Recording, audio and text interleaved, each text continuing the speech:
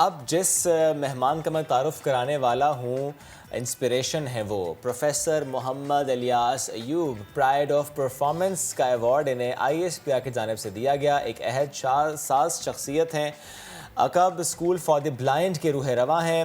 آزاد کشمیر میں یہ اسکول ہے، مضمون انگریزی کا پڑھاتے ہیں۔ گورنمنٹ کالج میرپور میں تدریسی فرائض بھی یہ انجام دے رہے ہیں۔ بالکل، اور پروفیسر محمد الیاس ایوب کو حکومت پاکستان کی جانب سے، جیسے کہ آپ نے پہلے بھی مینشن کیا، تمغہ امتیاز دیا گیا ہے۔ انہیں نابینا افراد کی فلاح و بہبود کے لیے کیے جانے والے بے مثال کام کے اعتراف میں یہ اعزاز دیا گیا ہے۔ آج وہ ہمارے ساتھ موجود ہے، گفتگو کرتے ہیں۔ یقیناً یہ وہ ہیروز ہیں جو کہ ہمارے لیے مثال بنتے ہیں، ایک رول ماڈل بنتے ہیں۔ سر، بہت شکریہ آپ کے وقت کا۔ گڈ مارننگ، مبارکباد سما کی طرف سے۔ میں چاہوں گی آپ احاطہ کریں کہ کتنے عرصے پہلے آپ نے اسکول کی بنیاد رکھی اور کب سے آپ یہاں پر پڑھا رہے ہیں، یہ سفر کیسا جا رہا ہے؟ بسم اللہ الرحمن الرحیم۔ سب سے پہلے تو میں آپ کا اور سما چینل کا تہ دل سے ممنون ہوں کہ انہوں نے مجھے موقع دیا ہے کہ میں کچھ معروضات جو ہیں وہ پیش کر سکوں۔ دیکھیے، میں خود بصارت سے محروم ہوں پیدائشی طور پر۔ تو میں جب تعلیم حاصل کرنے کے لیے لاہور گیا، اعلیٰ تعلیم حاصل کرنے کے لیے گورنمنٹ کالج لاہور میں ایم اے انگلش جب میں کر رہا تھا، تو میں نے وہاں پہ اپنے ساتھیوں سے مل کے یہ سوچا کہ کیوں نہ ہم اپنے علاقے میں کوئی ایسا ادارہ قائم کر سکیں جو وہاں کے جو بے بسر بچے ہیں ان کو زیور تعلیم سے آراستہ و پیراستہ کر سکے۔ تو چنانچہ اس کے بعد جب میں نے پوسٹ گریجویشن وہاں سے کمپلیٹ کی، تو جب میں میرپور آیا تو وہاں پہ ہم نے پھر ایک تحریک کا آغاز کیا، اور 2000 میں یہ ادارہ جو ہے بصارت سے محروم بچوں کا عقاب اسکول کے نام سے، یعنی آزاد کشمیر ایسوسی ایشن آف دی بلائنڈ، بنیادی طور پر ایک NGO ہے، اور اسی کے پلیٹ فارم سے یہ عقاب اسکول جو ہے وہ قائم کیا گیا تھا۔ اچھا سر، مجھے یہ ذرا بتائیں کہ مسئلے کو خود سمجھنا، جو زیادہ سمجھتا ہے وہی اس کے حل کی طرف قدم بڑھاتا ہے، کہ آپ نے بھی اسی طریقے سے سوچا تھا، یا کہ کوئی ایک جملہ جس نے آپ کو ایسا سوچنے پر مجبور کر دیا کہ جو آپ فیس کر رہے ہیں، جو آپ بیئر کر رہے ہیں، وہ کوئی اور نہ کرے؟ یقیناً وہ انگلش میں کہتے ہیں only the wearer knows where the shoe pinches۔ بالکل ایسا ہی تھا، کیونکہ خود مجھے بچپن میں بہت سارے مسائل کا سامنا کرنا پڑا۔ معاشرتی مسائل تھے اس میں، اور دیگر مسائل تھے کچھ۔ ظاہر ہے جب آپ کو برابر کے مواقع نہ مل رہے ہوں تو اس میں بہت سارے نفسیاتی مسائل بھی آ جاتے ہیں۔ تو یقیناً یہ بھی ایک جذبہ تھا اس کام کے لیے، کیونکہ میں خود پیدائشی طور پر بصارت سے محروم تھا۔ ٹھیک سر، یعنی بچپن میں جن مسئلوں کو آپ نے دیکھا، آپ نے ان مسئلوں کو رکاوٹ اپنی زندگی میں نہیں بننے دیا، بلکہ سیڑھی بنایا اور سیڑھی پہ چڑھے، اور آپ آج جہاں پر موجود ہیں یقیناً پورے پاکستان کے لیے قابل فخر ہیں۔ لیکن زندگی میں کبھی کوئی ایک ایسی بات، ایک ایسا لمحہ، کوئی ایک ایسی چیز جس نے تکلیف دی ہو؟ الحمدللہ ثم الحمدللہ، بہت سارے مشکلات دیکھیں، بہت سارے کٹھن حالات دیکھے۔ میں نے جس طرح پہلے بھی ذکر کیا کہ ہم جس معاشرے کے اندر رہتے ہیں وہاں پہ اسپیشل لوگوں کے لیے بہت ساری مشکلات ہیں۔ سماجی رویے بہت تنگ کرنے والے ہیں، بلکہ میں اکثر مثال دیا کرتا ہوں کہ ہماری لغت کے اندر ایسی اصطلاحات ہیں جو کہ معذور لوگوں کی دل شکنی کا باعث بنتے ہیں۔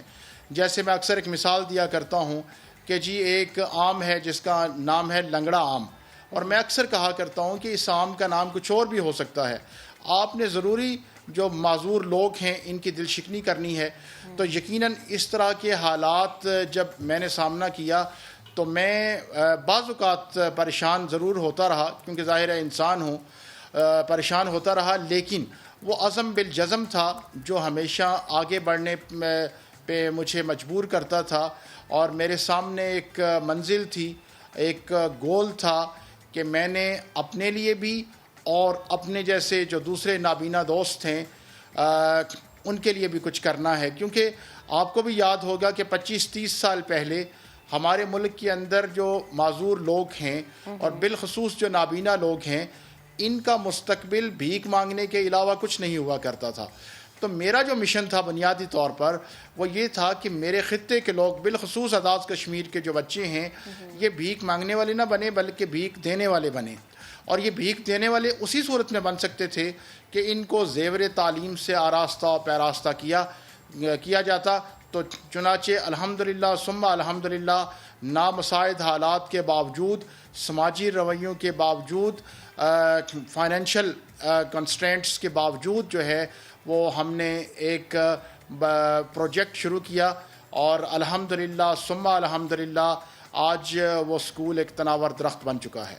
ماشاءاللہ سر. لیکن جن حالات کا آپ ذکر کر رہے ہیں کہ حالات ضرور آپ نے دیکھے، تو میں یہ جاننا چاہ رہا ہوں آپ سے، یوں تو آپ بڑے مضبوط نظر آ رہے ہیں مجھے، لیکن کبھی ایسا ہوا کہ پریشان ہو گئے ہوں اس درخت کو تناور کرتے کرتے، جو کوشش آپ کرتے چلے آئے اس میں کبھی ایسا ہو آنکھیں نم ہوئی ہوں؟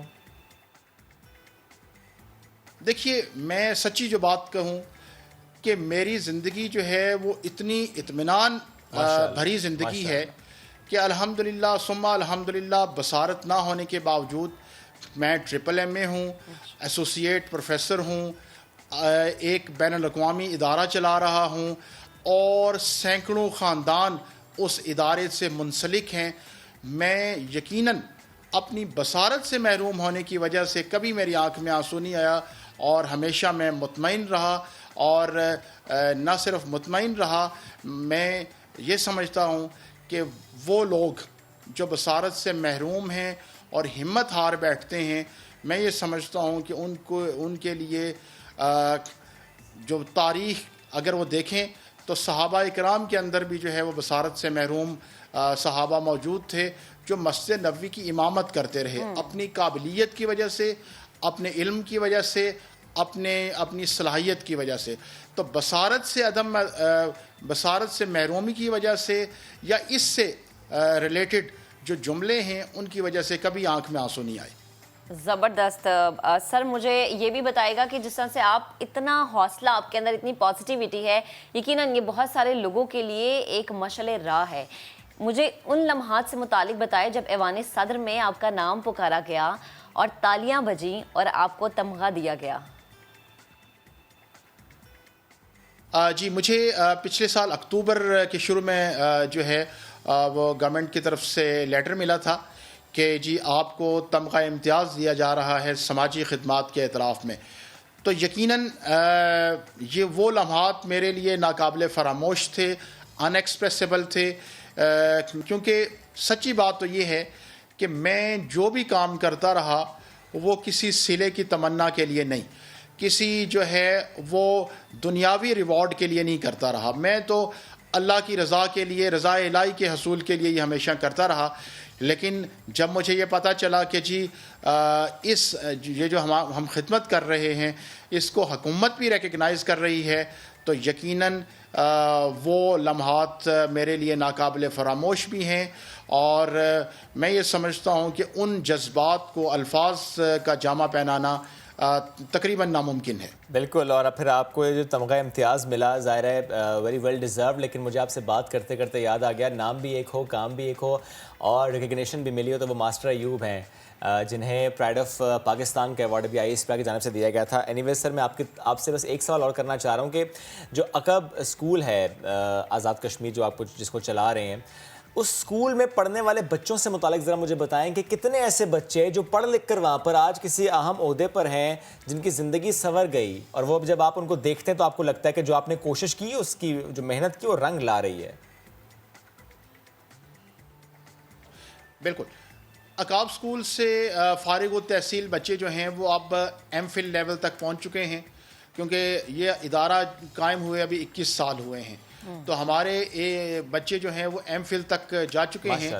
اس کے علاوہ ہمارے بچے جو ہیں وہ قومی نابینا کرکٹ ٹیم جو ہے اس میں پچھلے 10-12 سال سے عقاب سے وابستہ 4 یا 5 کھلاڑی جو ہیں وہ قومی ٹیم کا حصہ ہوتے ہیں. اور اس وقت جو نابینا کرکٹ ٹیم ہے اس کے جو کپتان ہیں نثار علی، ان کا تعلق بھی آزاد کشمیر سے ہی ہے، یعنی عقاب سے ہے، آزاد کشمیر ایسوسی ایشن آف دی بلائنڈ سے. اور قومی ٹیم کے جو ہیڈ کوچ ہیں جن کا نام محمد جمیل ہے، ان کا تعلق بھی Azad Kashmir association of the blind سے ہے.